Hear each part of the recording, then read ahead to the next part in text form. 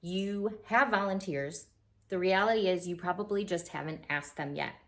And I probably know what you're thinking. I ask all the time. I'm always sending out communications on our PTA Facebook group. I say, I need volunteers for this or that, or can someone do this or whatever.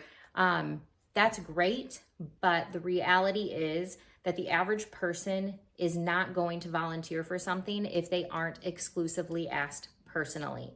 And I mean by either text, which is very common these days, email, or you run into them at school and you say, hey, would you be interested in volunteering for XYZ? This is an unpopular opinion, but honestly, I am not the biggest fan of SignUp Genius. I find that it's kind of a cop-out. And when you just put a SignUp Genius out there, you have all of these people who might look at it and think to themselves, well, I don't really know what this entails. Would I even be good at it? What am I supposed to do if I sign up? How am I going to know if I'm doing the right thing? There's so many things, especially in today's day and age, and especially after COVID, where people are so hesitant to get out and get into the real world. They need to be asked, and they need to feel confident that they are doing the right thing, that they are capable, that they have value, and asking them personally is going to create an environment where they will probably volunteer continuously versus just signing up via SignUp Genius, showing up once, and then never showing up again. Always be looking for your champions. This is something that I learned very early on in my fundraising career. Is we were taught to always look for the people who kind of rise to the top. And these aren't necessarily like the natural born leaders, even though those are the people that you do want to try and encourage to stay involved. But this could even be someone who maybe asks a lot of questions at your PTA meeting. Maybe it's someone who has volunteered for more than one area when you've been looking for volunteers. Maybe it's somebody who just comes up and says hi to you every single time that you go up to kid pickup or drop off or an event that you have. Usually when people take the time to do more than the average person, I would consider that they have interest in kind of becoming a champion. And what you want to do is just be mindful of what their interests are. This is another area where, again, asking questions is so important. Get to know who they are. What do they do for work? What are their hobbies? What do they enjoy? How often do they work? Do they work from home or do they have to go into the office? What interesting skills might they have? And then taking what you've learned and suggesting that maybe they get involved in an area like that. So for instance, maybe I have someone who really loves running and loves to work out, loves to be outdoors. I would see that person and think to myself, you know what? They could be a really good either volunteer for our fun run fundraiser committee, or they might even be a good chair of that event, which means the leader of that event. So just keeping those things in mind and really trying to pair people with what their interests are going to help you in the long run. Stop being so scared of being told no. This is, I think, subconscious for a lot of people, and a lot of people will be like, well, I'm not scared, like it's fine. But I think one of the reasons that so many PTA, PTO leaders don't ask personally more often is because they are afraid that someone's going to tell them no, and then they will feel rejected, and then their ego is going to be hurt. And this is just another area where you need to let your ego get out of the way and think about the whole reason that you're here. And the reason you're here is to serve the school. It's not hard to text someone and say, hey, Betty, I really could use some help with the Scholastic Book Fair that's coming up. Would you be willing to work a shift as a cashier? They very well could say, I'm so sorry, Teresa. I have about 10 different sports things that day. I'm not going to be able to help. Instead of being like, oh my gosh, I can't believe I asked. Like, I just really burdened their day. You could either say, hey, no worries. Totally get it. We'll get you the next time. Or you could say something like, oh, that's okay. Is there another day that week that maybe you might be interested in helping out with the book fair? Or if not this time, maybe next time.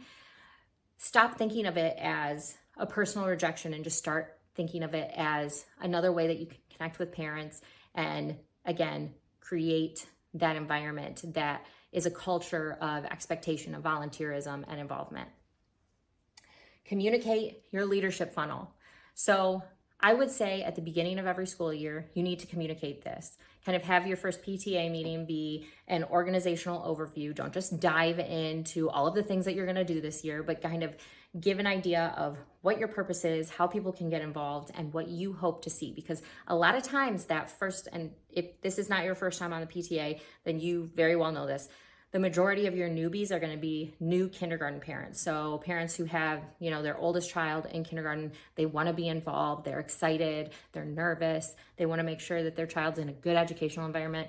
That is your time to communicate to them, hey, at ABC school, it is a big thing here that we are involved, that we do what we can, even if we work throughout the day. Maybe we volunteer for evening events, or maybe we work the night shift and we take some time in the morning to pop in before we go to bed and help out with some copies.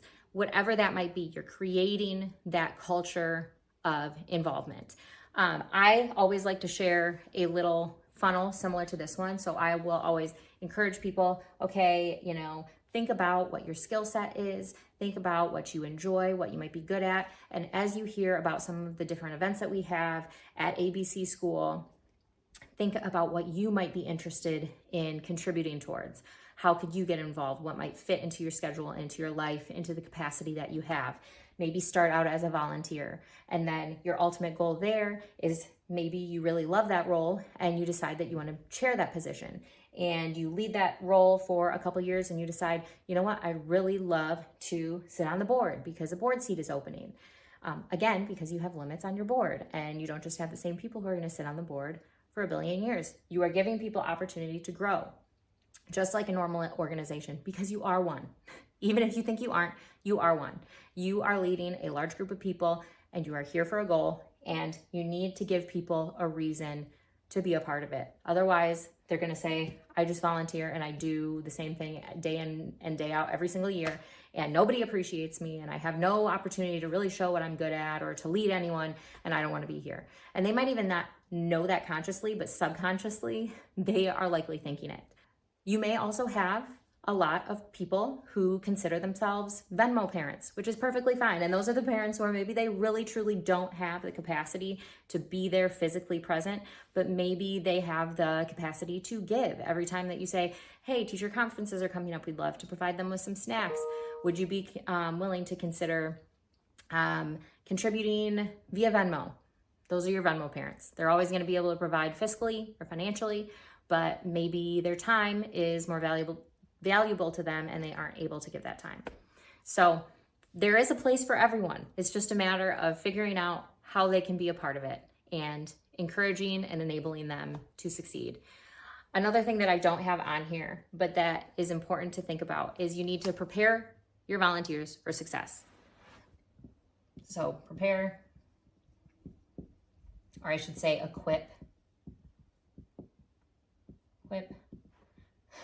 Struggle for success. And what that means is, if you do not document, if you do not have expectations, if you do not have goals for your volunteers to meet, they will have no idea what they are there for. They will be in a ton of different directions and they will have nothing to measure against to decide if they've succeeded or not. It's the same thing with an employee. If you put an employee in a position and say, have at it, they might do their very best, but they have really no idea what success looks like or what they're supposed to do. That's why you have training. That's why you have handbooks, so that at the end of the day, you can say, great job, you succeeded. Let's move on to the next thing. Or you can say, hey, we kind of missed the mark, and maybe that was your fault because you didn't provide them with the information that they needed in order to succeed. Or maybe you did and they just decided this is not for them and they ended up failing. And then you go and find someone else to cover that role. So making sure that you prepare them, that you equip them, and that you take responsibility, because this is not about you, that you take responsibility when there are mess ups, that you are willing to say sorry, because honestly, it is not about you. Someone can have the biggest F up on the planet, and you are going to say, hey, I am so sorry. I should have been there to support you, and please don't take this personally. Let's fix it, and we'll go about it a different way in the future. Unless someone is embezzling, in that case, that would still be on you because you clearly didn't have procedures in place in order to protect your funds. So that is that. We'll go ahead and move on to the next lesson.